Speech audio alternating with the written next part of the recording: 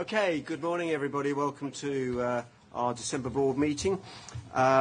We have apologies from Lewis Appleby and from Malta. Malta is on paternity leave. I think the board might want to wish Malta and his wife, or give Malta and his wife our congratulations on their baby. It's great news. Very and good. To say the baby is very, very cute. Thank you, Andrew. Good. Right. Declarations of interest, other than we all love babies. Any other declaration of interest anybody wants to make? Good. Right. Minutes of our meeting of the 15th of November. Are they a true and accurate record of everything we discussed? Okay, good. On the action log, there are 3 items, one scheduled for the RGC in January and then 2 to come back in February. So nothing for this board. Was there any other matter arising that isn't on the agenda that anybody wanted to raise? Okay, good. So we go straight, David, to your report, please. Thank you, Peter. So the first item is a performance report, and I think we've been adopting the tradition of the chief inspectors and executive directors presenting this bit. So I think Andrea might kick off and then take you through. Did you not get the? I did, yes. You did, It's just. And you said okay, yeah. I that did, sounds like a plan. Yeah. I did, yes. I just didn't expect it to happen so quickly. Apologies. So thank you very much, David. I just wanted to highlight a couple of things as we run through the papers. So on slide 3 in the pack, just to draw attention to the continued improving performance of the registration team in completing applications. We're not quite at 90%, which is our target at the moment, but we are progressing much better than we did last year, and that is in the face of increasing numbers of applications as well. So we are seeing an increase in work that we've got to do, but improving on performance. The second thing that I wanted to highlight was the issue that's mentioned in the report, which is that we've had a drop in inspector numbers over this year, and that reflects the high turnover that we've got in adult social care at about 10 or 11% in terms of people leaving. And some of that's absolutely fantastic. People are going into other roles, which means that they can take the CQC gospel elsewhere, into providers and into commissioners, but obviously it does leave us with a bit of a gap back at base. Just to reassure you, I mean, what we've highlighted in the paper is that the expectation that we will return to services within given periods of time linked to the ratings that they previously had. We are declaring in today's report that we're not going to hit the 90% target for that by the end of this financial year. However, what I wanted to reassure the board on was the most important thing that we do is that we need to be responding to the risks, and that is the way that we are progressing, is making sure that we're responding to risk, and you can see that by the periods of time that we're taking to go back to services that are inadequate and requires improvement, which are shorter periods of time than those that we said that we would do. And we're also bringing forward a number of the returns to good services, again in response to concerns being raised with us. So that is the way that I'm encouraging the teams to deploy the limited resources that we've got to make sure that we are doing that properly.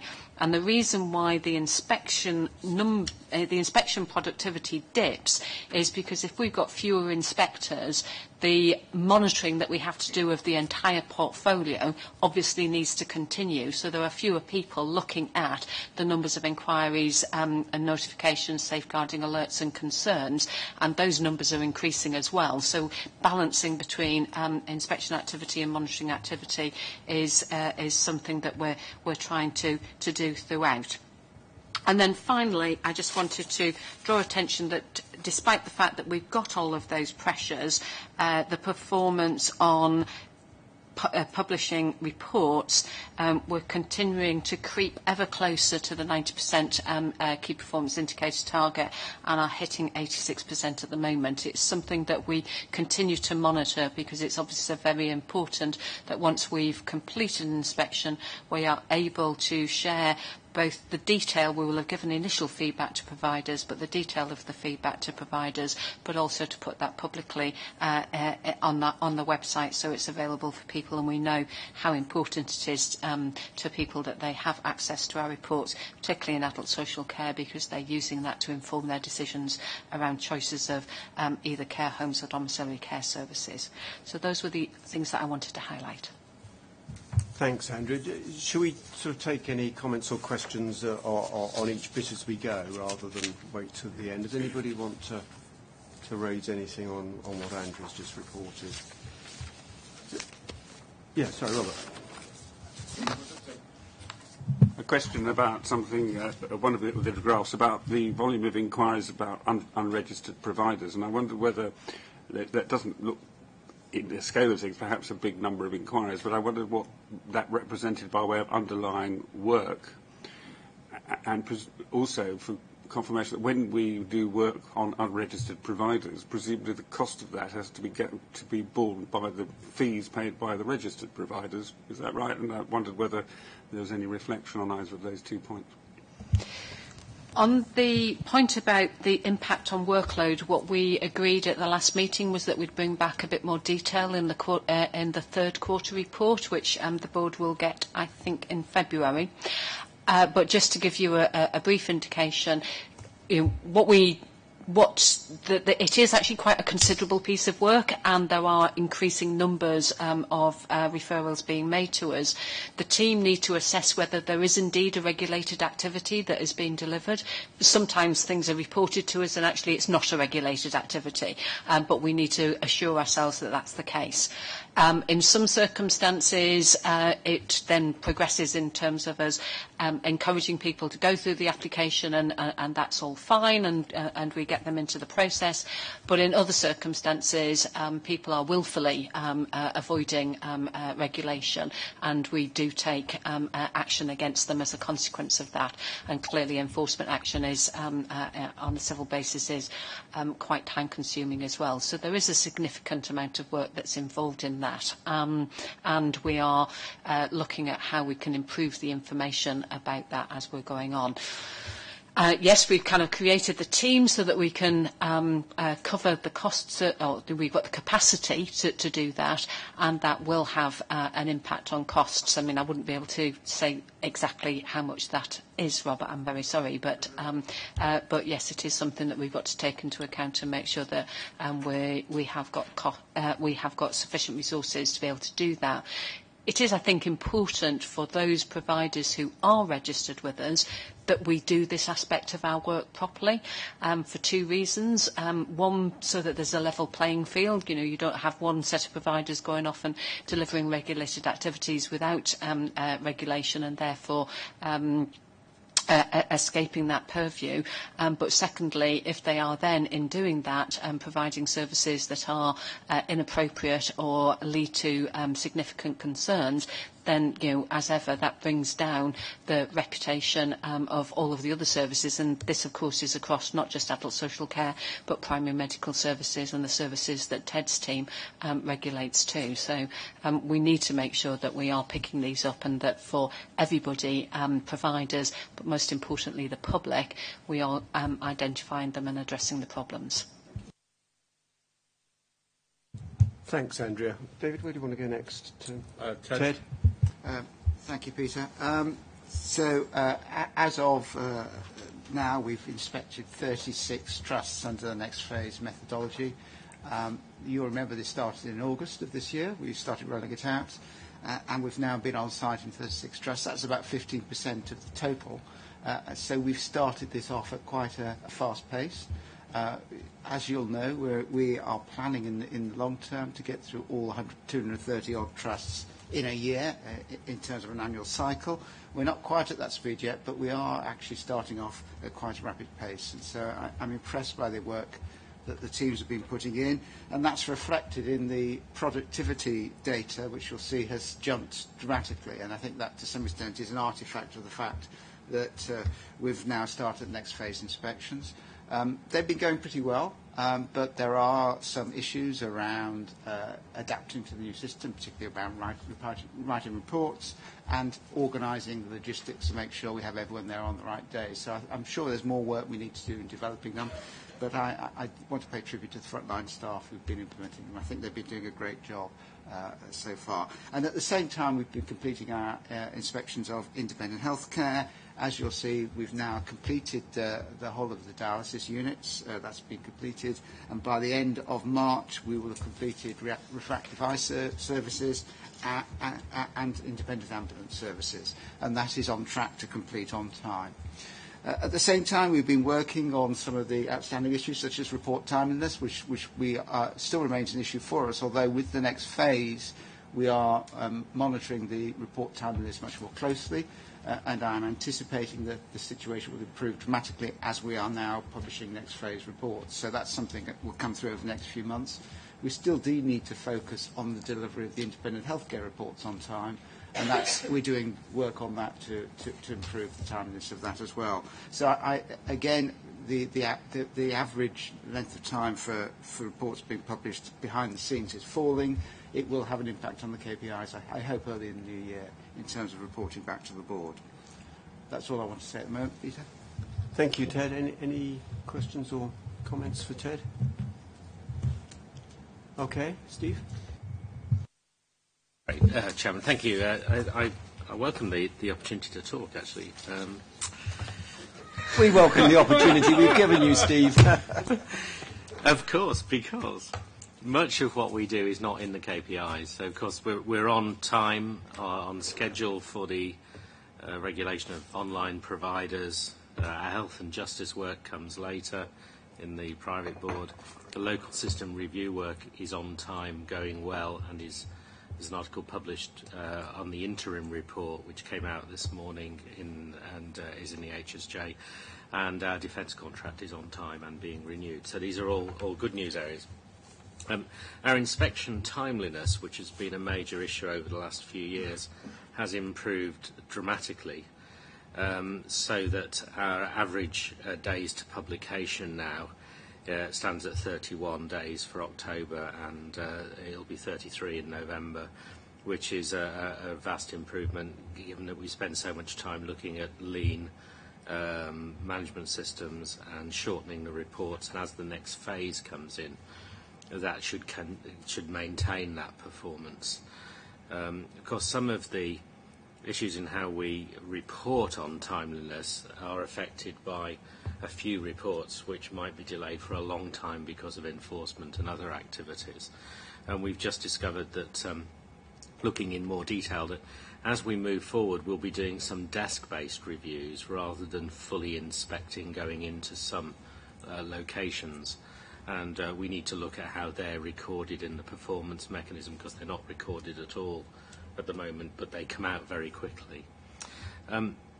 We've been putting a lot of effort into those locations which are in breach over 4 quarters. We've got those numbers down, as you see, dramatically, and we have information and a plan for every single one of those.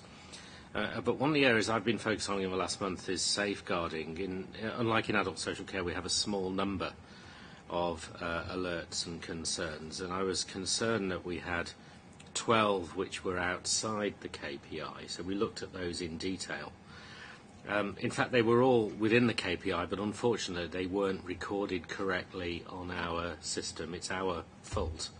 But having investigated, it drops the achievement down, but actually the work had been done, but unfortunately they weren't recorded adequately on CRM. And I mention it basically to be able to tell you that we have our finger on what's going on. It's just it was an error, so we apologise for that. Steve, just so that nobody's confused, can you just explain the circumstances when you're doing a desktop review? Well, it could well be that in a provider is about to do something. We tell them that they need to do something in order to satisfy us on, and it's a technical issue which is easily resolved. And if they can give us the evidence that it's been done, which might be a certificate or some form of written evidence, it's pointless sending the inspection team back in, which would cause disruption to our practice but also work. And so if we have adequate evidence, that might actually change a rating, because it might be just on a small issue at the moment. And the relationship manager, the inspector and the inspection manager, will be able to judge whether that's possible. So we want to do our work with minimal disruption to the clinical service. So am I right in thinking that that would only be as a follow-up to a physical inspection? Of course, yeah. Yeah. No, you're right. It's just the way we have in the system, it doesn't record it adequately for the KPIs. But we think we'll do more of these as time goes on.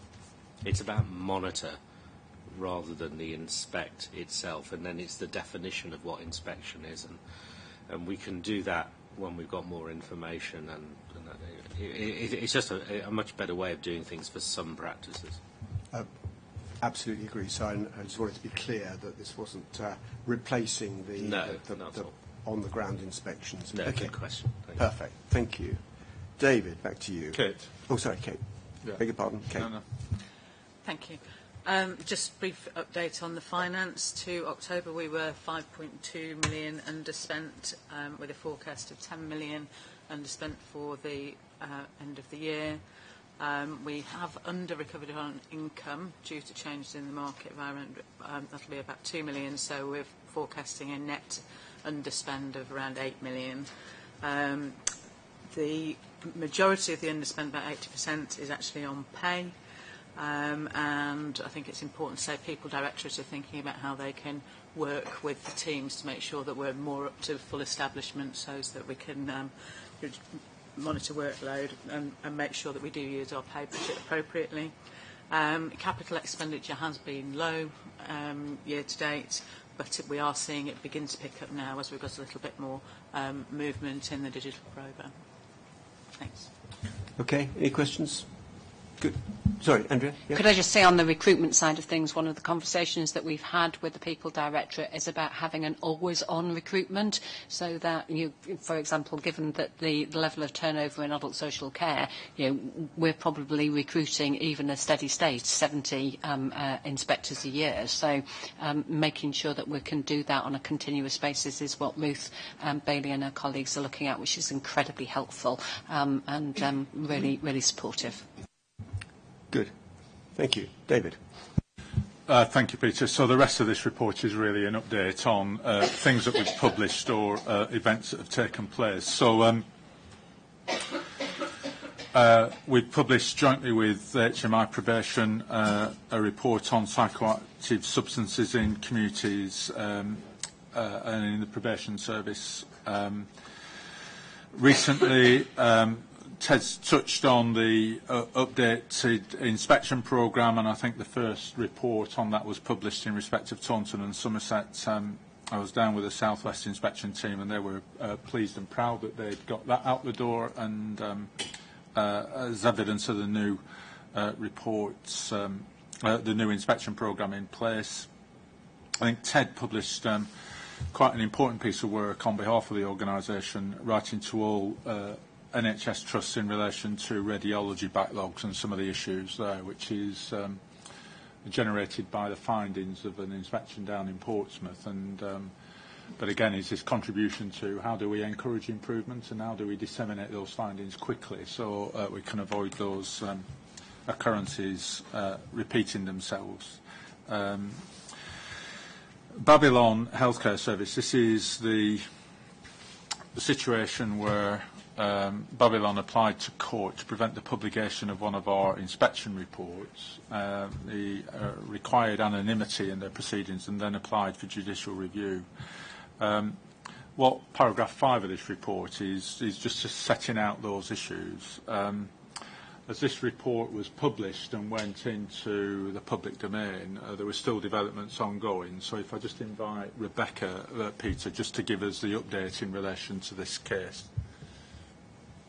Thank you.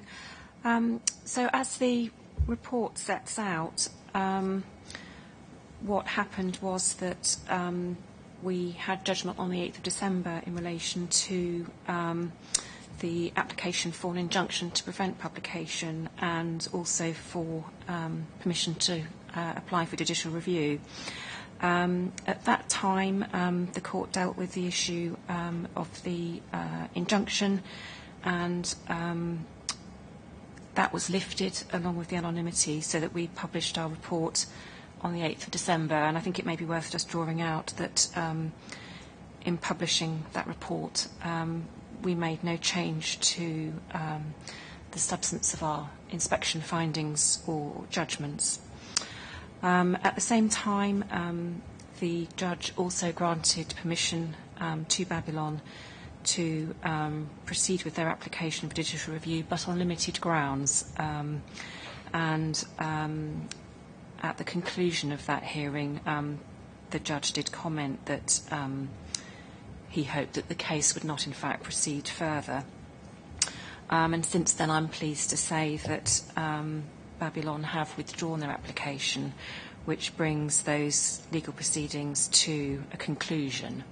The order that the court made earlier still stands, of course, so there's no change to that, and that means that we have no more legal proceedings between the parties. So I think the key issue here, Peter, is from a CQC perspective, this has been satisfactorily resolved. And just to emphasise a point, which is there was no challenge to the findings about the safety of the services which were offered, and that seems to be the most important thing sat at the bottom of this. If I just insert at this juncture just a brief update in public in relation to Four Seasons before I go on to present the rest of the report. Through our market oversight responsibilities, we've been monitoring the development of the future of Four Seasons as a company, and this work has been led by Andrea and Stuart Dean. And if I may say, Peter, I think has been led incredibly well by Stuart and Andrea.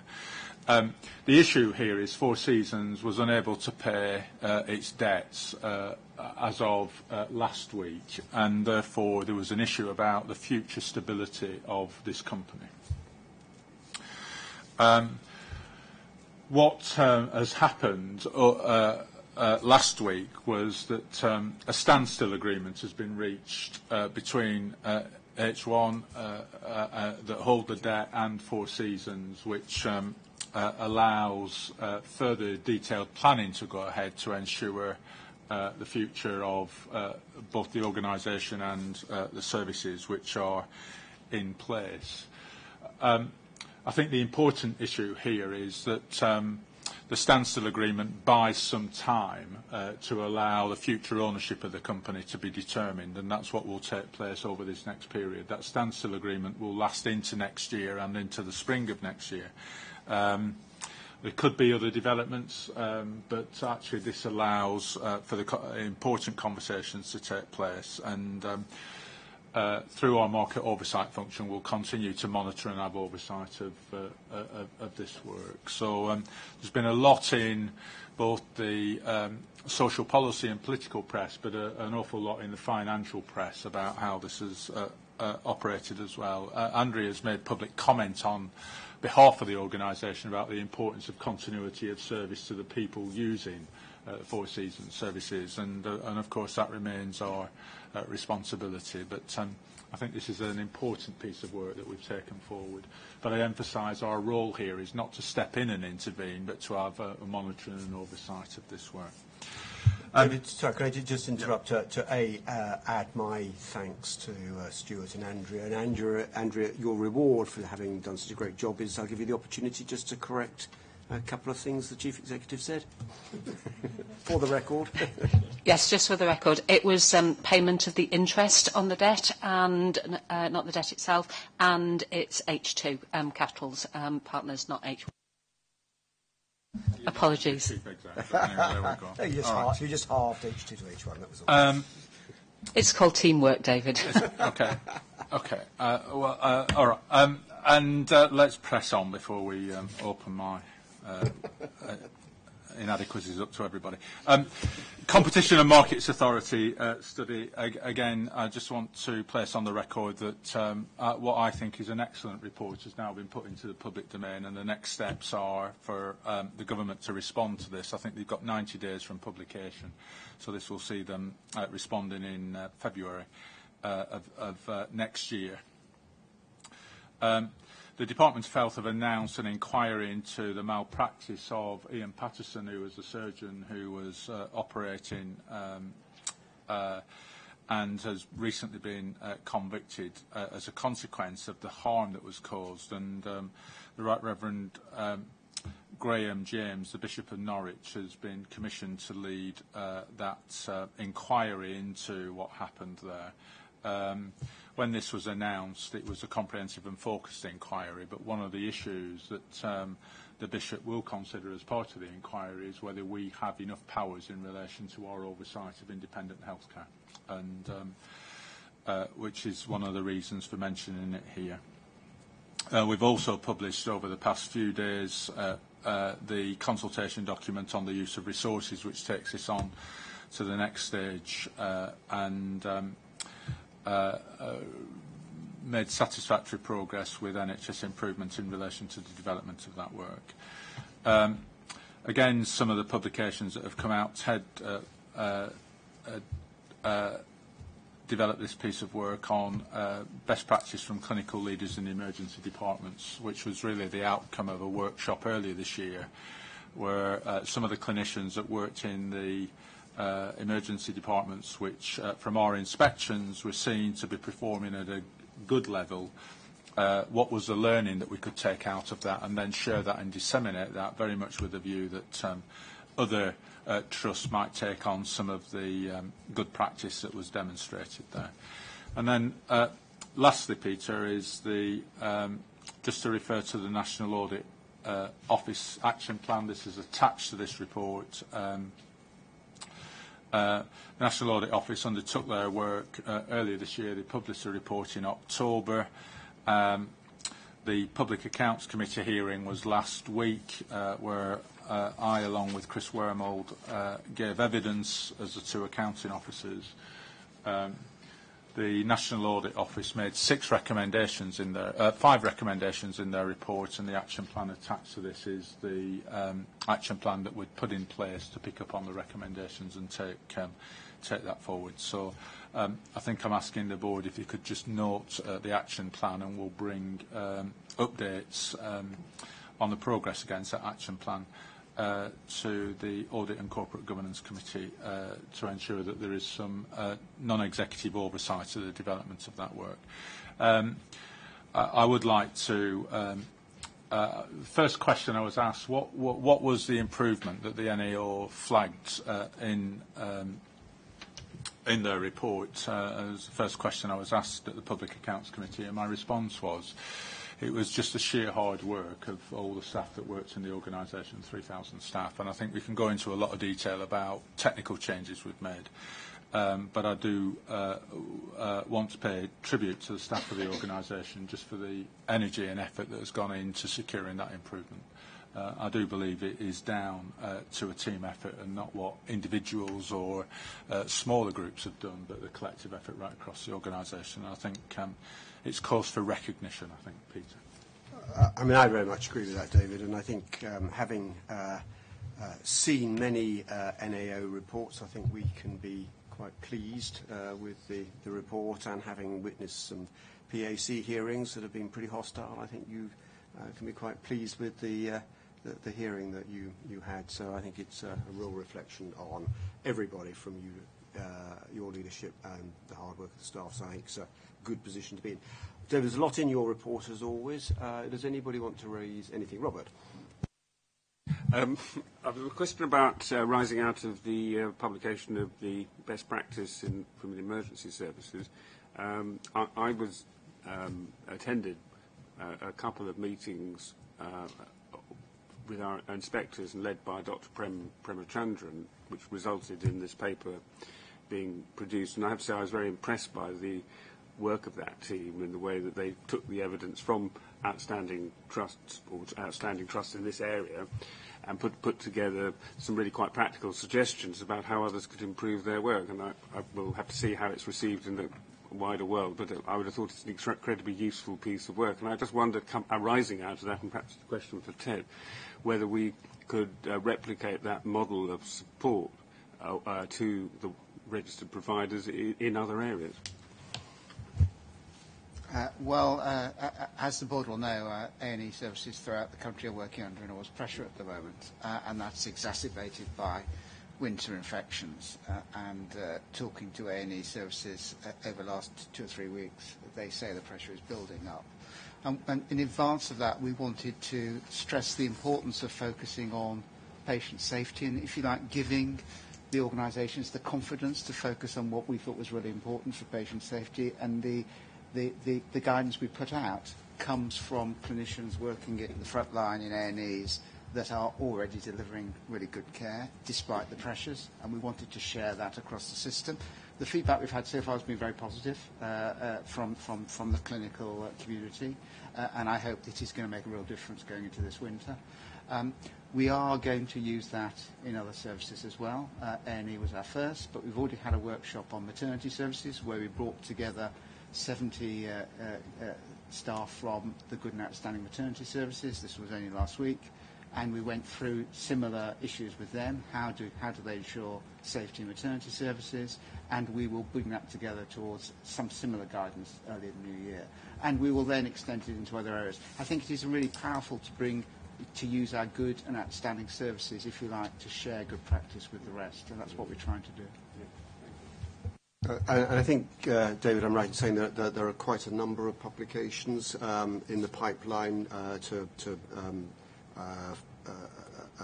demonstrate best or share the best practice that we've come across. Yeah, I think Chris Day has a programme of these things, Robert, that is coming through. I think it's not here, and probably I should have included it in here, which is the piece of work that, again with Ted, but Paul Elliott produced on restraint, where we looked at 5 trusts that have got a proactive policy on promoting positive relationships and reducing the amount of physical restraint that's being used. And again, another example of learning from the best and disseminating that, very much in the hope that that learning can be extended and adopted by others. And as I say, I think having done the comprehensive rating programme, we're now in a space where we have some findings of things that work and being able to spread that much more effectively. And as I say, Chris Day has got a programme. Maybe one of the things we can do is actually, in my report next month, is just get what some of that forward programme is, and you can the board can get a sense of that forward programme. Steve. Yeah, continuing the theme, we published a paper looking across directorate at end-of-life care for homeless and vulnerable people, which we presented at a hospice conference launch in Wolverhampton, which has gone down extremely well, looking both at primary care and hospice work for those vulnerable people, and that's had quite a good feedback. I wanted to make was that we did a number of supportive reports spreading good practice. I thought the model of this, which was gathering together the people who actually do this stuff on day to day, then meetings of inspectors who evaluated that evidence, and putting all that together was a particularly powerful model, which is supplements the work that we are able to do from our inspections and the reports. And I was very struck by that. Good. I think we're in violent agreement with you. It was very good, Ted. Anything else that anybody wants to raise in relation to David's report? Great. So really good, David. Thank you very much and everybody else for that. So we move on to our Public National Stakeholder Awareness Survey. Magically, you've just arrived. It's fantastic.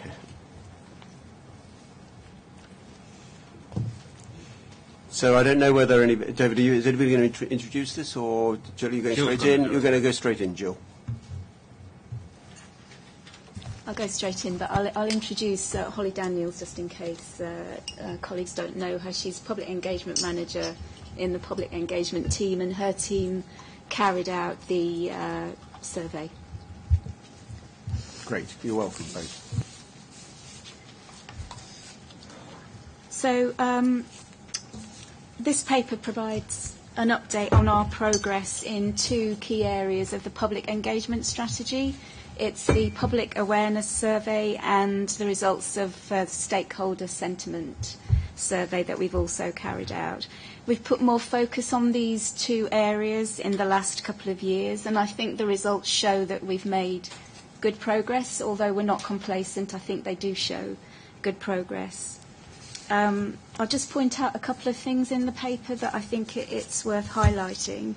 On page 2, section 1,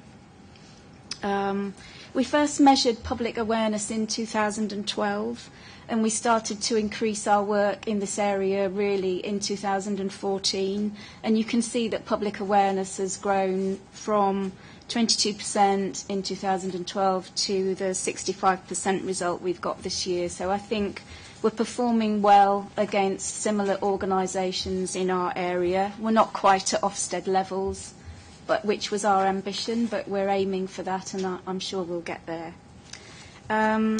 Secondly, also on page 2, public engagement is obviously carried out throughout CQC, and particularly by inspection teams who are supporting public engagement locally, and we're encouraging and enabling people to do it all over the organisation. But I think these results tell us that awareness is higher amongst the population groups that we've specifically targeted as part of our work in public engagement. You can see in the table on page 2 that the awareness is higher amongst those population groups that we've targeted through awareness-raising campaigns. The awareness-raising campaigns are a relatively new departure for us. We've been testing different ways of doing it.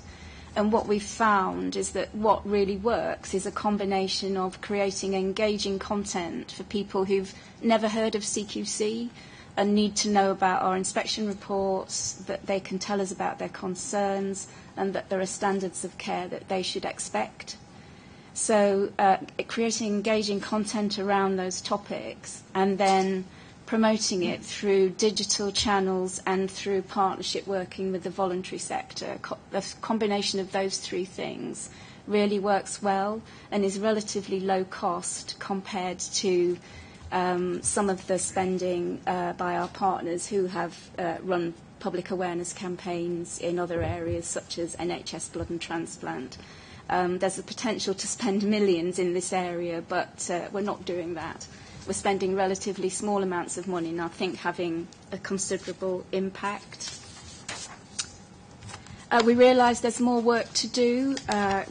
We've found that in the area of some of the population groups, the awareness, although it's risen, for example, the non-white population, that's risen from 41% to 50% in 2017, but it's lower than the rest of the population groups that we are targeting. So we need to do some work in that area. And there are also lower awareness levels in London, which is traditionally a much harder place to create impact than the rest of the country. So we need perhaps to look at those. In terms of the perceptions of CQC on page 3, we ask a series of questions related to trust and confidence in CQC, and what you can see is that most people surveyed have trust and confidence in CQC, but importantly, that confidence and trust rises if people are aware of CQC already and have used our inspection reports and ratings. So what that tells us is that it's very important to raise awareness amongst the public of what we do because it increases trust and confidence in us as a regulator. The other area that I wanted to just talk about briefly was the stakeholder sentiment survey, which I think tells us that most stakeholders that we're engaging with, where we've put considerable effort into this area over the last couple of years with the voluntary and community sector, and most of the stakeholders feel that CQC has improved. They have a positive impression of us, and they describe us as being a more engaging organisation, and that's thanks to the support we've had throughout CQC for taking part in that engagement and encouraging those relationships. They want us to do more to focus on the quality of services from a user perspective and do more to champion good public engagement by providers. So I'm sure we can look into those areas. In terms of next steps, we're going to take the learning from these results, build it into our work in conjunction with conversations across the organisation about where we need to be targeting our efforts and our resources. But we'll continue to prioritise these two areas of engagement along the lines of our public engagement strategy that you signed off just a few weeks ago. Great, thank you, Jill. Any questions or comments from anybody? Paul? This is page 4, the first bullet point under for consideration. It seems to be a very important part of the environment within which we work affects whether the public find us useful, and that is whether they perceive they have choice. So in the adult social care services, they perceive they have choice, and therefore they read the reports. If they believe they're stuck and don't have a choice, like with most of the NHS, then actually what's the point of reading the reports? Because that just tells you what you're going to have. Well, there's less point in reading the reports. And it's interesting that there is an NHS constitution that says they do have choice, when actually the perception of the public is they don't have choice. And so I think this is a real limiting issue for the way in which the public will perceive our usefulness. Because obviously, if you think I can go between A, B, and C, then you'll read about A, B, and C. If you think you're stuck, then you might read about B because you've got to go through B, but it's less of a. So I think this is quite a bigger public policy issue than us that limits our. Though it's quite interesting with GPs, a small number of people read reports because they don't think they've got a choice of going to another GP when they have. I agree. My sense, Steve, is that more people are accessing primary care through other sources than their registered GP practice. So there may be, and I agree with your point, Paul. It is a minority of people, but the walk-in centres and all the other available options, I think people are using probably more than they used to. Is that right, or am I not right? It's difficult. I mean, the demand on traditional general practice is increasing. I think Paul's right. It's the perception of the public that there isn't choice. And it's real in some areas with lists being closed. We know that quite big geographical areas have hit the headlines recently. But people do have choice. I've been going around a lot of outstanding practices recently, and it's interesting that you talk about the choice of the consumer or the patient, but actually there's some evidence that if they're rated outstanding, they're not having the difficulties of recruiting staff that other practices have.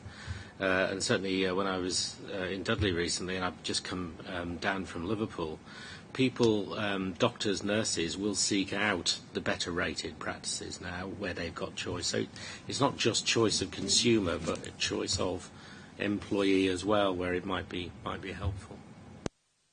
Robert? I think Paul's very pertinent point raises an issue about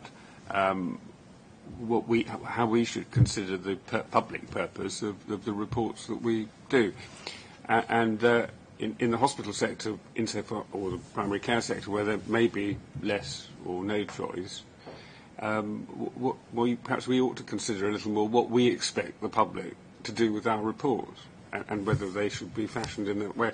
And one of the things that occurs to me, as a member of the public, patients are members of the public, they have or should have an interest in the way their local health section is working. We live in a democracy. There are all sorts of different ways in which they could seek to influence the standards which take place. Healthwatch may be one example. And maybe we ought to think a little more, this isn't a criticism of what we've done in the past, but think a little more about how we could leverage the reports so that the public consider what it is they can do about them, or do about the results that are reflected in those reports. Don't think we're going to pass that one back to you, Jill. You'll be pleased to know. Well, I was just going to mention that as part of the survey, we did ask people, did you take action as a result of seeing a report? And a surprising number of people said they did. They did use them to take action, and often it was to encourage the service to improve.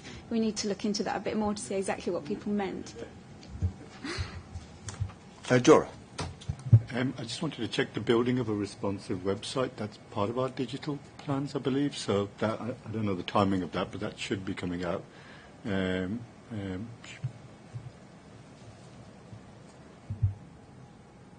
Yes.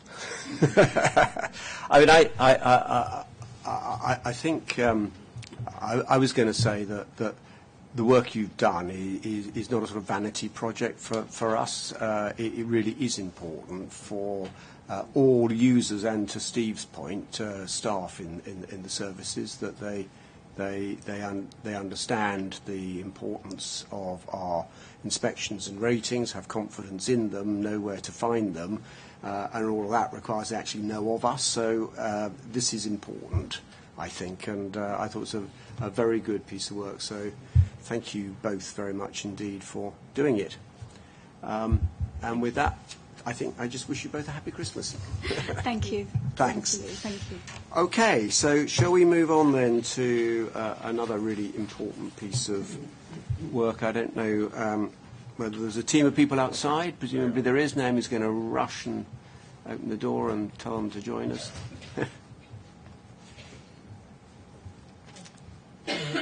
We need a traffic light out there, a sort of light that flashes, come in, or we're running half an hour late, so go and have a cup of coffee.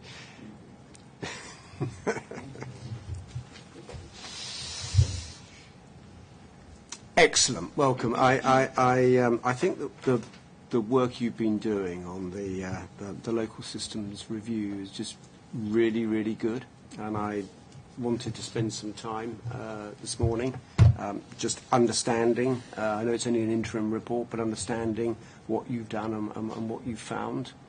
So should I just hand straight over to you with that by way of introduction? Thank you. You need to put the microphone on. Yeah. The whole world needs to be... Is that okay? Perfect. Okay, thanks very much, Peter. Are we going to be showing the PowerPoint that's been circulated, or would you... It's been uploaded to all pads, so okay. Everyone should have it on their tablets. The Okay. last document, I think. Okay, that's great.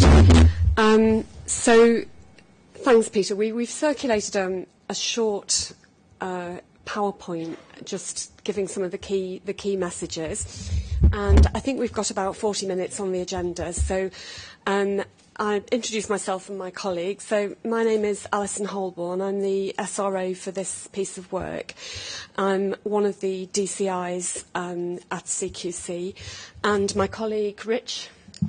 I'm Rich Brady. I'm a policy manager on the systems review. So what we'd like to do, if that's okay, Peter, is just talk through about 20 minutes of the content that's been circulated, and then open for questions and any discussions that you might want around the review. So the background to the work, I think Board are aware we've attended before to talk about the instruction that we had from Secretaries of State. So I think you can see in your pack that there's a letter there that came on the 7th of July, which was from the Secretary of State to David to ask CQC to undertake a series of 20 local system reviews, looking at the way that older people in particular move through the systems, looking at the way health and care joins together. So that was following the spring budget announcement of additional funding for adult social care. So Since then, we have mobilised a team to undertake that work, and that team has come from all parts of CQC, with a lot of expertise from special advisors as well, and a lot of support from our working together, our chief inspectors, and we have mobilised some really multidisciplinary reviewers. So you'll see in the second slide of the pack that we've done a sort of simplified graphic there to show you what we've been looking at. So back when we first started this work, we developed a methodology very much from a sort of co-production approach, talking to lots of stakeholders and partners about what is it that we should be looking at across a system. The little graphic there is quite a recent simplification of that model. You might remember the 3 spheres of looking at how we maintain the well-being of people in their usual place of residence, wherever that may be. So the little sort of house graphic there refers to that domain. Then we were looking at what happens in the event of a crisis, either a health crisis or a social crisis, and admission that sometimes follows that to hospital or an alternative. And then what happens after that? How are people supported to return to their usual place of residence? How do we re-able and support people? So I think that graphic sort of speaks to the idea that health and well-being is what happens at home and in communities, and hospitals are for repairs. And, you know, some of the issues that have been happening have been around, you know, people's inability to move smoothly around those systems, and that was one of our key lines of inquiry. So moving to the next graphic, you can see just an overview of the progress to date. And to date, we've engaged with the first 12 systems. We've actually undertaken 10 site visits. And as of this week, we've published 6 reports. So there's a list here of the reports that we've actually published to date. So Halton, Bracknell Forest, Stoke-on-Trent, Hartlepool, Manchester, Trafford. There's quite a wide range of areas around the country that Secretaries of State have determined that we should look at. We've recently been to York, East Sussex, Oxfordshire and Plymouth. Those reports are pending. And in January, we've got Birmingham and Coventry. And just lately, a letter's been received from Secretary of State to announce the final 8 areas. And those are Bradford, Cumbria, Liverpool, Sheffield, Wiltshire, Hampshire, Northamptonshire and Stockport. Okay, so that's all the work in progress. So this interim report that we're presenting to you and you've had the chance to look at is the synthesis of themes and trends and findings from the first 6 of the published reports. We were asked to produce this quite quickly. The pace of this work has been quite significant, and the importance of producing some feedback on themes and trends quite quickly is really any learning that can be shared widely about themes and trends and improvements that could be made. Some of the improvements are going to be longer term, some are things that could be done today, and it was important to bring that to light, and that's the purpose of the report. So if we go on to the findings on the next page and how we've grouped the key findings, if you look at the report, itself, there's a relatively concise 20-odd pages of report, but for synthesising all of that, what we've boiled it down to is our key findings to date really focus around 3 things.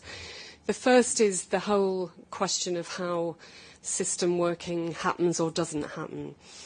And, you know, I guess the whole premise behind this is that when you look at what people say that they want from their care system, it's that idea of seeing them as a person, seeing the needs of an individual person or family, looking at how the system and the connection between the system works for an individual person. And increasingly, when we look at the kinds of I statements that we've seen from National Voices, when you ask anybody what they want from their care, they want systems to be working as one. And increasingly, the experience of patients has been around a very fragmented system and multiple confusing points of access, and that applies to both people and professionals. So how systems work together is very important, and a lot of recent policy and the 5-year forward view, a lot of the change and the transformation that is happening is all focused on how can we ensure integration of systems, how can we ensure that systems work together.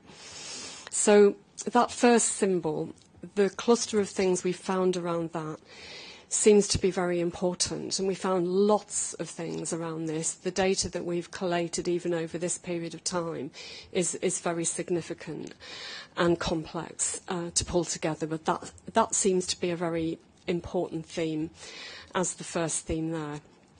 The second theme won't be a surprise given the publications of CQC before and the presentations back to this board, that there is a massive issue about the capacity in the system, capacity across all sectors, and we'll talk about some of the key findings there, but market supply and workforce, particularly around adult social care, whether that's in residential settings, whether that's in domiciliary settings, and capacity around primary care and community nursing, and many of the services that actually promote well-being and prevent people from being admitted when perhaps they don't need to be.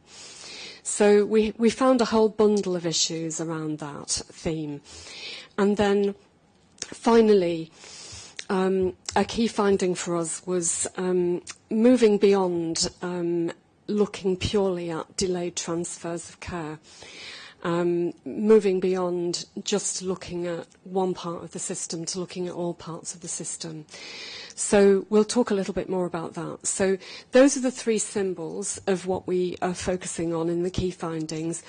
The next few pages focus on, first of all, a few reflections for each of those themes, a few of the things we've noticed in our observations, and then a few of the things that we perhaps suggest might be the response to those. And then finally, at the end of the presentation here, we'd like to raise a few questions that are raised for us in terms of national policy and sort of creating the conditions for improvement going forward. Okay, so our observations are based on going to the sites, looking at things, case sampling, observing places of care, synthesising data, quantitative and qualitative, interviewing system leaders, interviewing people on the ground, interviewing staff, interviewing carers, and interviewing those groups that are representing the interests of patients in the places that we have visited. And that's how we've arrived at this data. So I'll move through the three, just on what we found and what we think the implications might have been. So the first one, how systems work together. I think it's really important to say that we did find a really strong commitment and enthusiasm from organisations and from staff working across health and social care services who come to work every day to meet the needs of people who use services and their families and carers. Huge amounts of dedication, positivity, and wanting to do the right thing. We found that relationships between system partners play a major role in the coordination and delivery of joined-up health and social care services that meet the needs of that local population. So where relationships are strong and local leaders and local professionals have made a lot of effort to work together in a joined-up manner, the outcomes for patients are not surprisingly better, demonstrably better. Where those relationships are not good, the outcomes are generally poor. And really, I think a notable thing is that the enthusiasm and commitment for people to want to do the right thing isn't enabled by the conditions that have been created for system working. So where systems are working well, it's often because the leaders in that system have decided to do that, and they've really worked hard to do it, perhaps despite the system and not because of the system. This speaks to the second point, that system-level leadership accountability is difficult to identify. Without a common understanding of where system leadership sits, it's difficult for a system to achieve joint working and integration. So we have created lots of fragmentation over time. There is different accountability or different attractors for different providers. There's different accountability and different attractors for different commissioners. The funding flows move conversations in a particular direction. All of those things have to be aligned more to create the condition for joined-up system working. We saw the consequences of systems not working together at very close quarters. So it was a really fine example, this work. It's been a privilege to do this work. We've had staff that are from all corners of CQC that work on primary care and hospitals and community services and mental health and adult social care, able to actually see those interfaces of care. But observing at close quarters where things are not working in an integrated manner, it leads to too many examples of people not being treated in the right place by the right people at the right time, and really unnecessary pressure being placed on services that are not meeting the needs of people who use them. So we have woven a few examples into this report, but there are many, many more examples. And staff from our teams have gone out and observed the human outcomes of this lack of integration and lack of joined-up working. So creating the conditions to work in an integrated manner, yes, local systems can do this. Nationally, there must be some work that we can do around creating the conditions for this to happen. So that's what we observed, or some of what we observed. So on the next slide, in this domain of how systems work together, we have suggested some key points there for priority action for system leaders.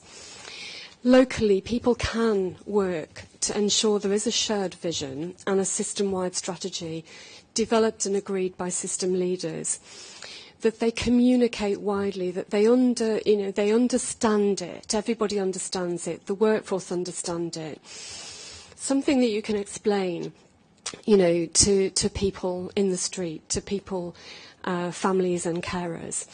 Something understandable. And we did see examples of that. And we also saw examples of the opposite of that. So individual organisational strategies should be aligned and underpinned by a shared system-wide vision, which is based on the needs of that population, is responsive to the needs of that population, which will differ from place to place. We need to ensure that time is invested in positive and productive system relationships that deliver interagency and multidisciplinary working. So at times of financial pressure and times of workload pressure, it's hard to achieve that. And we need to do all we can. System leaders need to do all they can to build those relationships and to have the conversations. What is it that we should be doing for our populations? What is it our population needs? What's in the best interests of that population? So we need systems to agree and define cross-system leadership accountability, agreed by system partners, with planning and delivery monitored, for example, by health and wellbeing boards and associated governance mechanisms. So in some places, we have seen a really clear line of sight between, for example, an STP vision, a locality translation of that for that local population, and the delivery of a clear vision to achieve benefits from local populations. But we've seen very much variation. Some health and wellbeing boards are not in that space as much as others in terms of being a kind of scrutiny for the system and looking at how the system joins together. So irrespective of the method you employ locally to do that, agreeing and defining that cross-system leadership accountability is vitally important. Okay, so they're the two slides that we've brought together just on that whole first principle of how systems work together. So moving on to the next area that we mentioned, one of the big things that we observed was capacity, market supply and workforce. So there are many ways of approaching the question of choice, which is sometimes cited as one of the barriers in people moving around the system. But people's choice about their health and social care is limited in many of the systems we have reviewed due to a shortage of capacity and range of options. So the availability of social care was a challenge in all of the areas that we visited, especially in nursing homes, specialist care homes, specialist mental health provision, and in domiciliary care. Workforce capacity has been a major issue in every system we've visited. The consequences of not managing capacity, market supply and workforce means that choice is compromised, and it can only exist in a system where there is capacity and availability of high quality, safe, responsive, effective, caring, well-led care. So behind that, there's a whole heap of things about how you attract staff into these very important roles, what the funding flows are, what the capacity and the payment mechanisms are, how commissioners engage with providers proactively, how they shape the structure of supply. These are important commissioning drivers and competencies. And the system is very pressured. So we have found that in some areas we've visited, it's very difficult for providers to attract the right workforce, especially in areas where there might be full employment, for example. It's multifaceted and complex, but it's a major part of our observations so far. So in terms of priority actions for system leaders on those, there is some really good work that's been done nationally on choice and the choice criteria for people moving between health and care services. It's really important that local areas adopt cohesive ways of addressing that. So within a larger footprint, perhaps than a local authority, it's sometimes the same workforce, it's sometimes the patient flows that go across boundaries. So how do we all adopt good practice for ensuring that people are given a choice, but that there is a common understanding of what is available within that choice. The second is there is some really good work that has been done around Better Care Fund, around things like the high impact changes that have great impact. So things like trusted assessor models, things like outreach, multidisciplinary team, services for care homes. We saw some really good practice and we saw some lack of availability of those things, which have a knock-on effect, for example, on admissions to hospital from care homes, on people's end-of-life choices and preferred place of death. And these are really important to the quality of life of people and families and older people. So it's important that those high impact changes are noticed, are reported and are implemented, and we saw some good practice of that. But wide variation, I think it's fair to say. It's really important also that there is a risk-sharing approach in local areas around understanding the capacity and availability of services in the event of a surge in demand, whether that's winter or any other surge in demand. How do we know where the capacity is, and how do we know how we can mobilise availability or additional availability of services as needed? Where are the risk agreements? Where is the insight? where is the accountability and governance at a system level?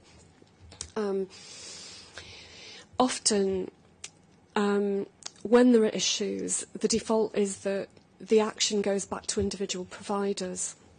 Having some sort of system, operational system at system level, seems to be an important thing to do, and was noticeably not so well developed in many of the areas that we visited. The final point that we've drawn out for this presentation, there's more in the report, is that a consistent theme was the VCSE sector, the voluntary community social enterprise sector, developing clearer, longer-term arrangements with the VCSE sector is, has the potential to offer major benefits.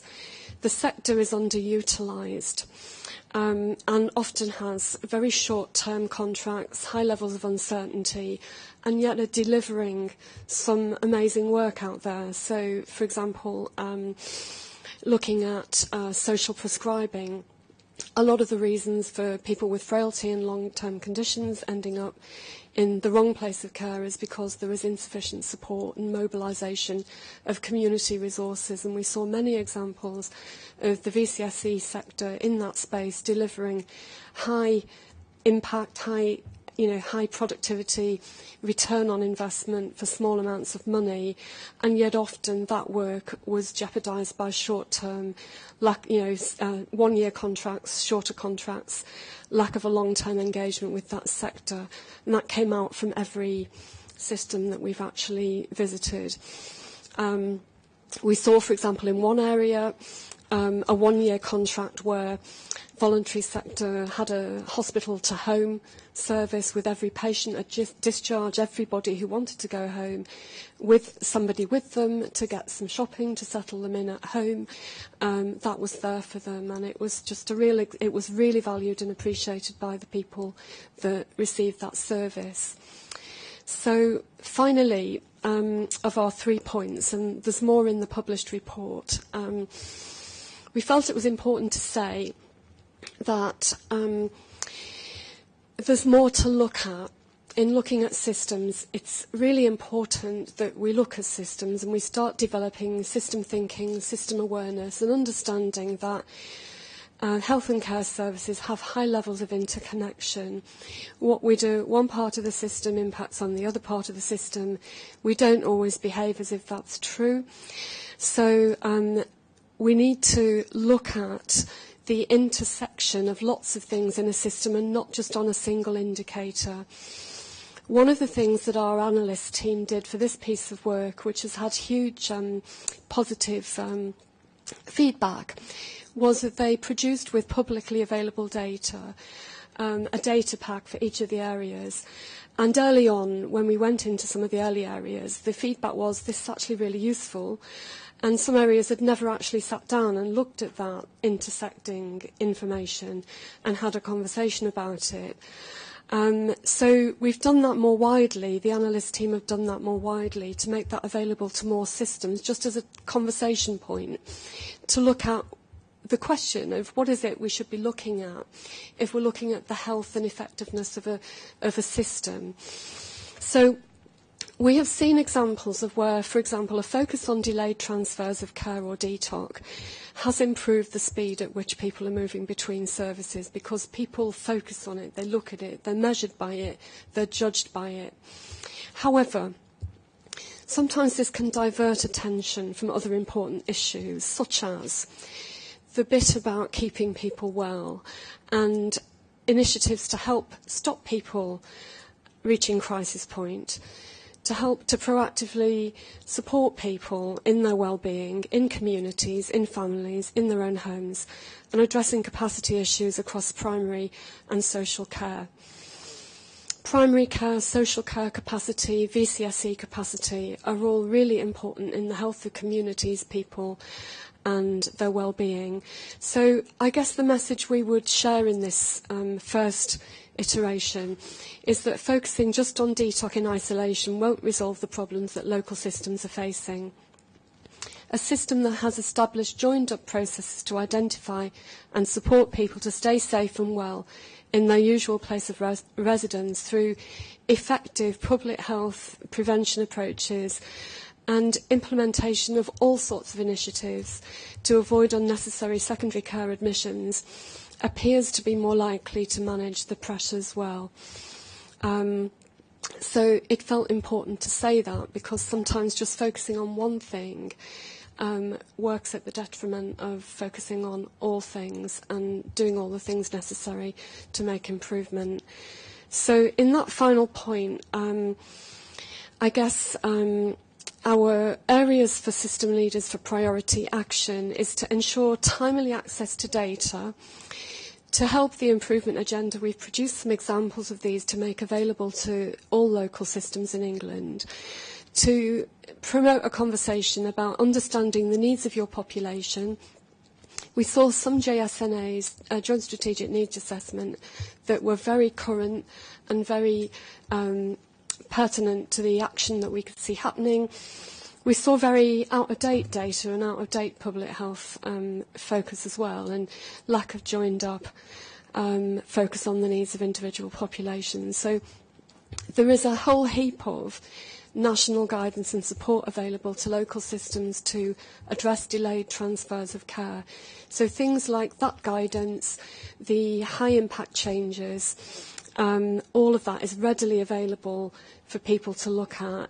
Some of that can deliver short-term benefits.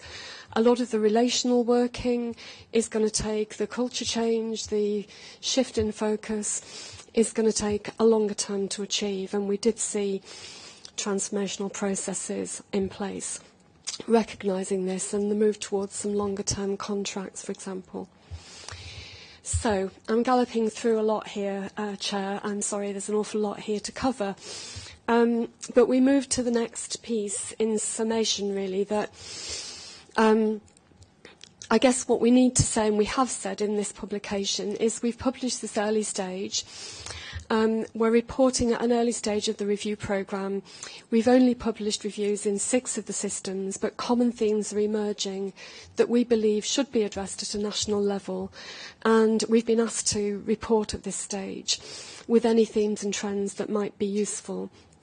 We will continue to keep these under review for the remainder of the programme, and we'll commit to a final report in summer 2018, which will cover all 20 reviews, which is the first time that such, widespread review at system level has been undertaken. So we have asked for, we encourage national leaders to think about how they enable that first point. How do you enable and incentivise health and social care partners to establish aligned objectives, processes and accountabilities? Sometimes we've created conditions there where they are accountable to different bodies for different things and judged differently against those things. How do we create conditions where local leaders are working effectively together across agencies? And that's a key outcome for, a key driver of good outcomes for people. On the issue of social care marketplace particularly, a matter of priority is that policy focus on joint health and social care workforce strategies. Really innovative approaches to developing the workforce that we need for the 21st century and the demographic of the 21st century health and care system.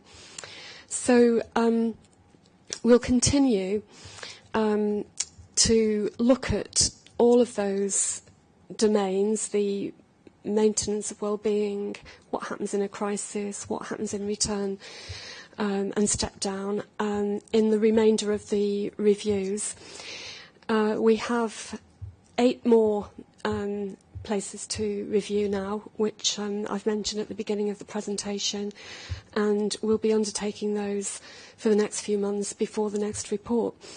So on that note, Chair, that's the report is there today to have a look at, and we're very happy to take any questions, comments around what we found. Thank you. Thank you. That's great. I mean, I really wanted to spend time on it. I think this is such an important piece of work you've been doing, and so thank you very much for that. Steve, you've been heavily involved and overseeing this. Do you want to add anything to what Alison's said? No, not really. I think that was a comprehensive presentation. I think what we've been doing is focusing on the needs of people. And of course there is a difference in how we approach people. In the adult social care local government world, they talk about people and the population. From a clinical point of view, we talk about patients. This is really about people in a local area. And I've been to these sites. We were in York yesterday. And the message is about people working together and focusing on the people there is the key thing.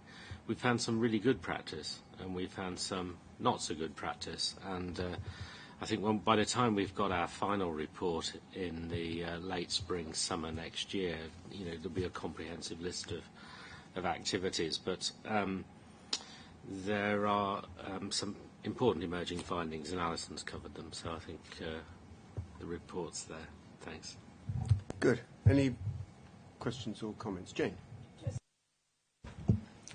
Really great report, and we've been very happy to help throughout the country. There's a really great alignment with some of our messages. I just wondered what there's a note in here that says about the focus on individual organisational outcomes is distracting from the needs of the wider system to work effectively for the people it serves. And I wondered what was behind that. Okay, thank you. It's no surprise in any system the availability of health and social care is across a whole range of different providers. Commissioning is often disjointed as well. So in this set of reviews, we have looked at the whole picture. We've been able to look at the commissioning environment as well as the provider landscape.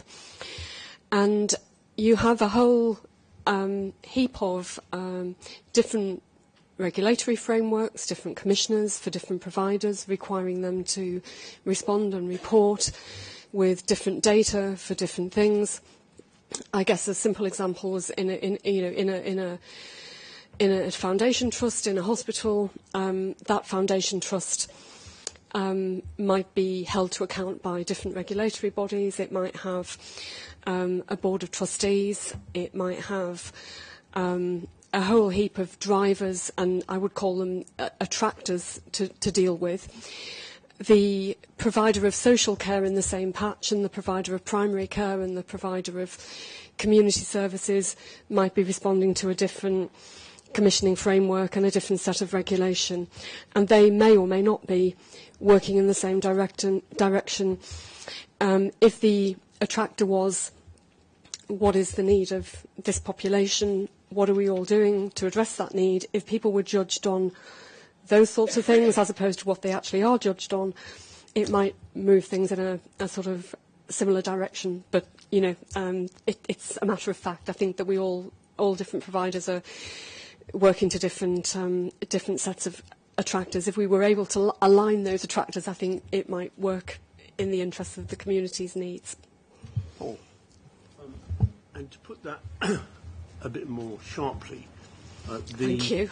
No. I mean, aggressively sharply. Nationally we have set up I think quite a good set of organisations, brackets including us, that drive accountabilities into organisation. And that's been good because it actually means that boards and organisations are more accountable, including on quality. The problem is it drives accountability into organisations, and people don't experience those care across those organisations. So the problem we've got as CQC, is we issue a report that says there needs to be more system thinking, and most of our work stops that from happening. not completely stops it from happening, but it drives accountability into organisation. And it's not just us, but all the other forms of accountability we've constructed, we as a nation have constructed. So the problem is we are recommending local people do something and stopping them from doing it at the same time. And that is a real problem. That is the problem about having, if we were ever to find an outstanding locality that was doing something across all these systems, it would be partly doing it by ignoring the people above them. And that is a real problem. So I think part of this is understanding ourselves and what we do for the very best of reasons in driving those accountabilities, and how we then have to play a role. And I think and most of our inspection reports do this by actually saying there are problems which I always think of as the edges of those accountabilities. But mainly, the organisations are left looking inwards at the things we say and not looking outwards. I absolutely take your point, Paul, in terms of the drivers that exist within the systems, and Alison and the team who have done a fantastic job, and particular kind of credit to Alison and to Anne Ford for the leadership of the team. But I think that we have tried to address this specifically in the questions that we ask when we ask whether individual services are well led. And when we ask in the adult social care framework, and there are similar questions in the health framework, we do ask, how does the service work in partnership with other agencies, and including the local authority safeguarding teams, clinical commissioning groups, etc., etc. Does it do so in an open and transparent way? And also, does the service share appropriate information and assessments with other relevant agencies? So one of the things that we've tried to do in the individual focus on locations is to expect them to look outwards as well. And I think that there is something very important in us taking the learning from the local system reviews and ensuring that we're applying that learning to the individual inspections that we're doing of locations across health and social care that really picks up on those questions that we've put into the assessment framework. Ted. Again, just to say, this is a really very important piece of work. It's a great report, but I think it's really a very important report. And it has to influence our regulatory activity, just as Andrea and Paul were saying, because, clearly, if we focus on individual organisations in isolation of the system in which they operate, we are part of the problem, and we need to be part of the solution in this, and we need to make sure that we judge all individual organisations by their effectiveness within the system. But some of that is around the focus on things like simple metrics, as if simple metrics can reflect what's going on in complex systems. DTOC is the one we've highlighted here. And while it's a very important measurement, it is not sufficient for us to say someone's got their DTOC under control, therefore all is well. And I think we've got to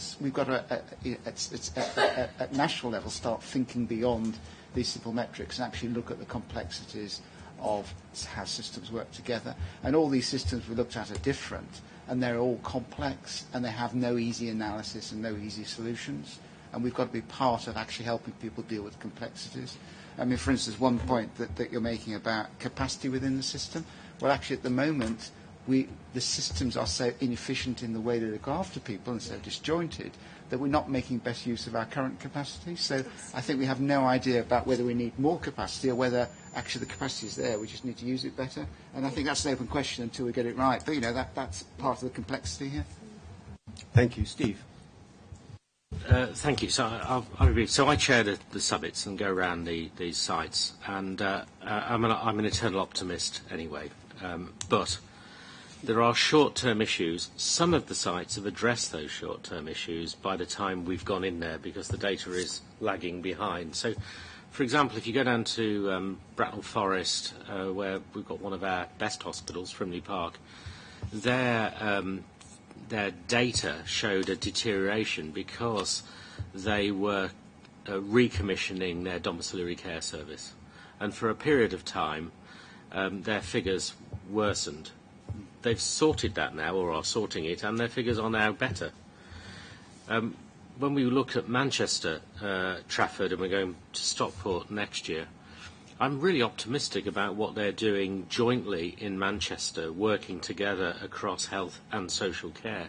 And I got a real great sense there that they're looking at the people who live in the city. And in fact, if you look at Manchester, there's some great stuff going on in parts of central Manchester, but in other parts of central Manchester, they're behind. So the solutions for central Manchester are within central Manchester. If they generalise what they're doing in the north to the south and the south to the north, they're pretty well sorted. What we've highlighted there, for example, is they've got great plans for the future, but they need to sort out now. So there's an urgency about sorting out now.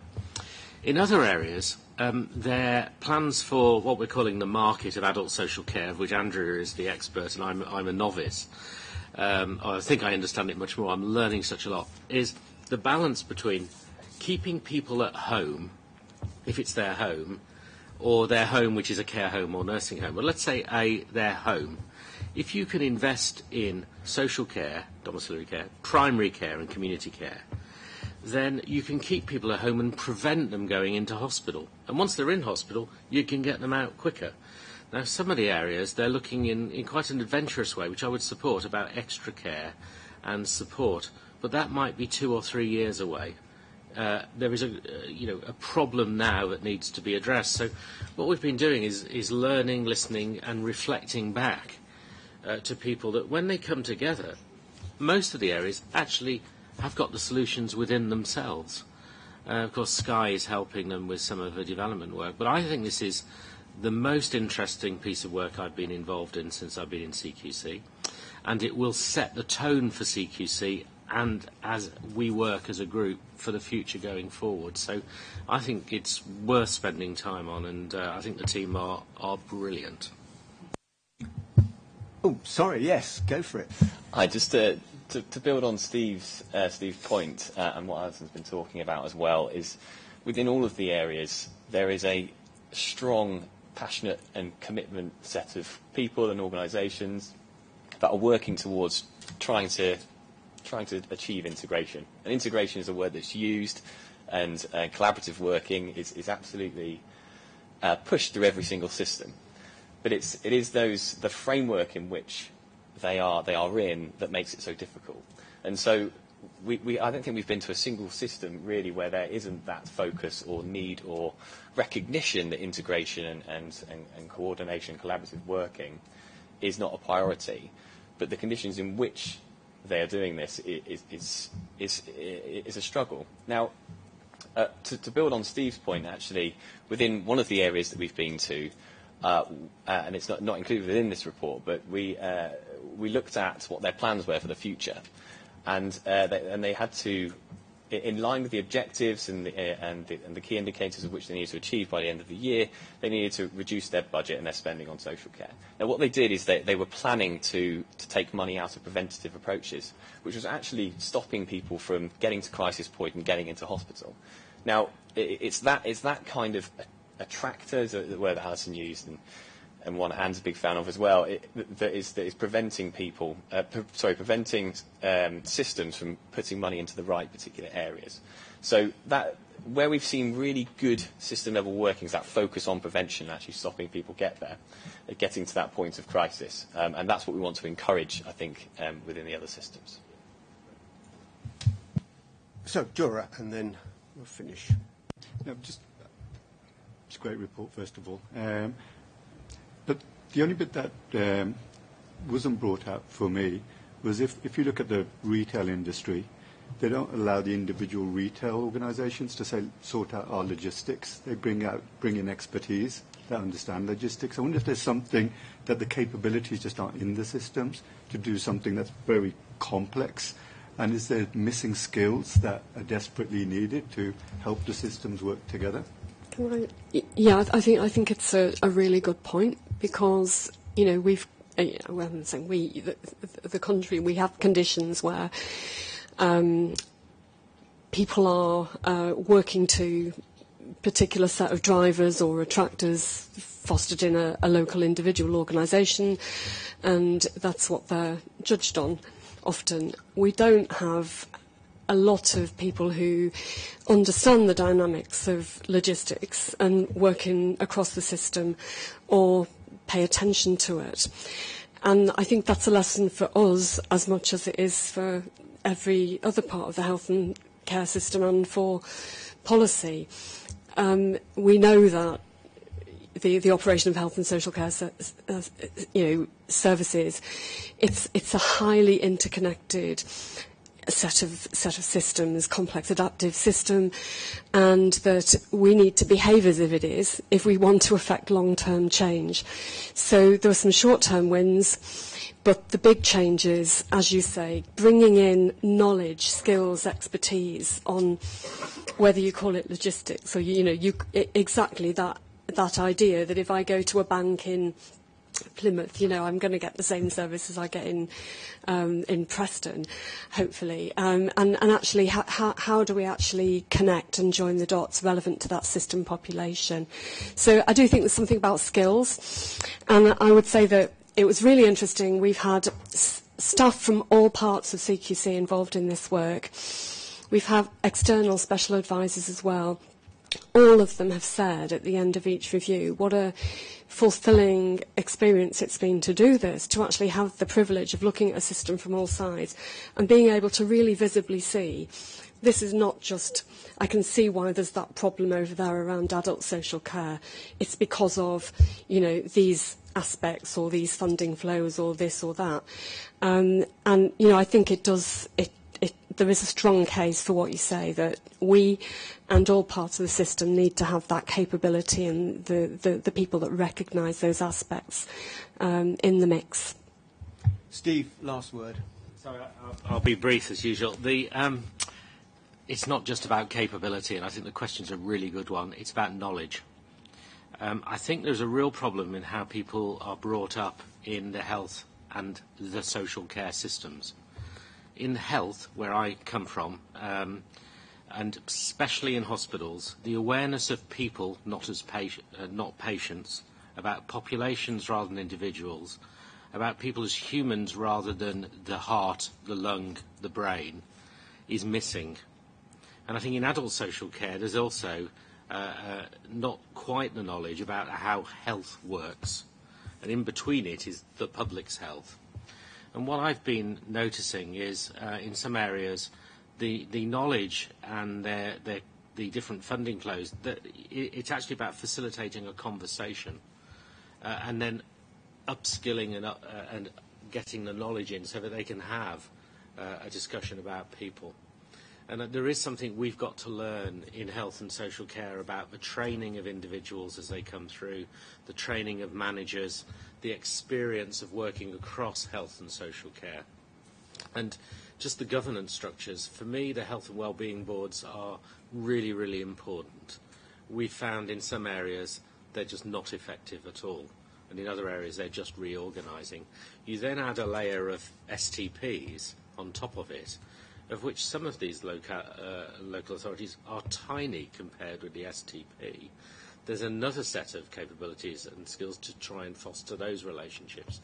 So we're going through a really difficult time, and I think this project will focus a lot of minds and thoughts on those 20 we're going to. But my message outside this room is this is not just about the 20 we're inspecting.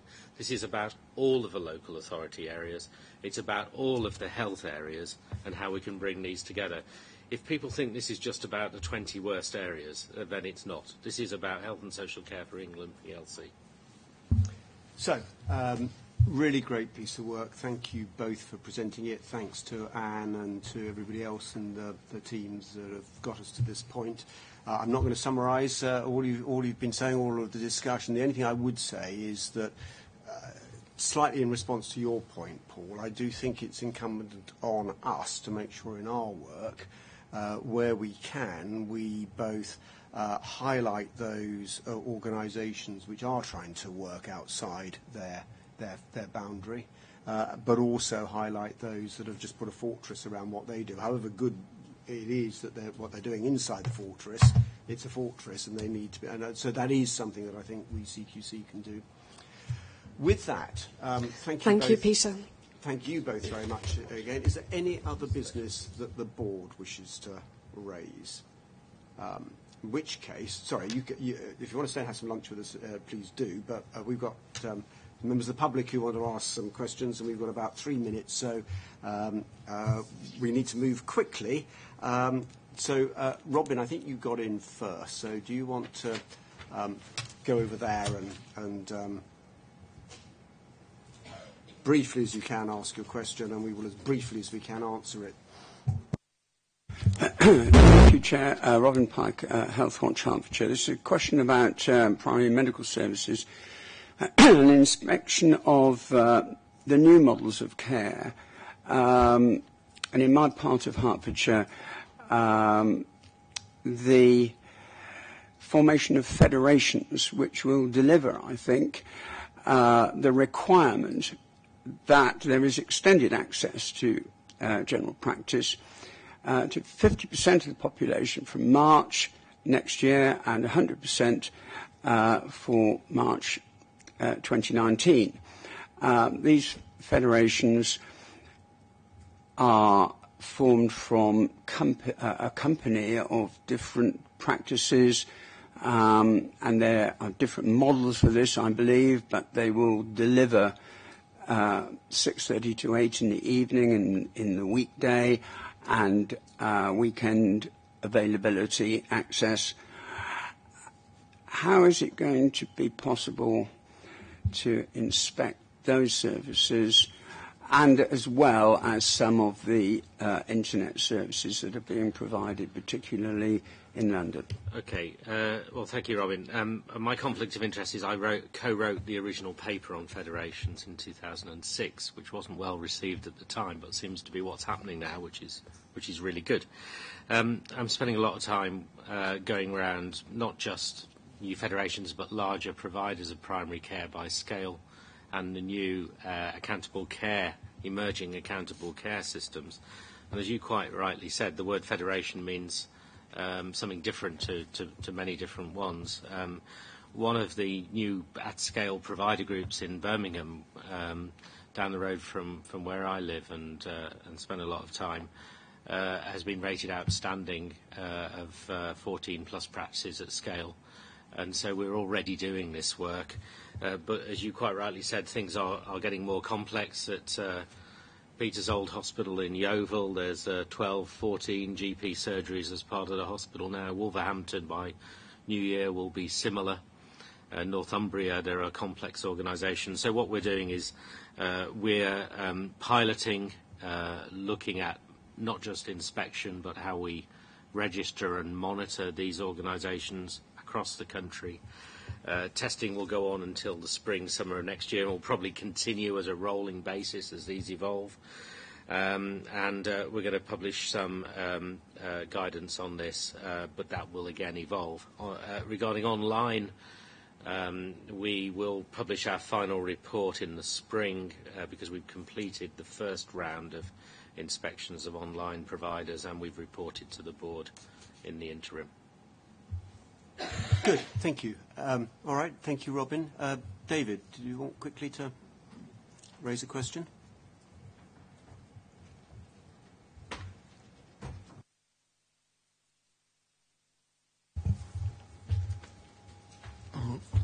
Well, my question is a very quick one. David Hogarth, Maybury Care, St John's Wood and Maida Vale. At the last meeting, I asked what progress had been made with the guidance on technology, which had been promised early in the year. Andrea responded, haven't heard anything since, so I was just hoping that perhaps you could give me an update on how far you've progressed since last November. Thank you. Thank you very much, David, and thank you for the notice of the question. Since the last meeting, we have had one of our normal external co-production groups in adult social care, which is the standard group that we've got, and we did discuss this issue at that point in terms of setting out some of the key questions that we want to answer, and we also heard from a provider that is using a variety of technologies within their services, and the impact that that's having in improving the quality of care in a variety of different ways.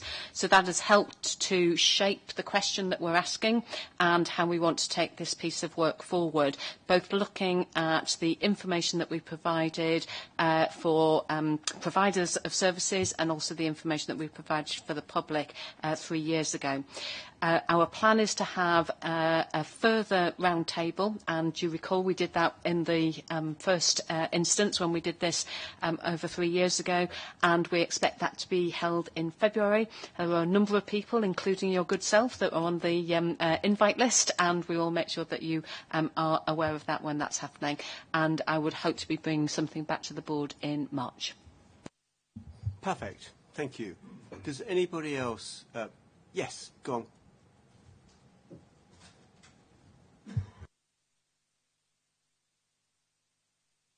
Mr. Wyman, thank you. Andrew Ward with a background in public protection.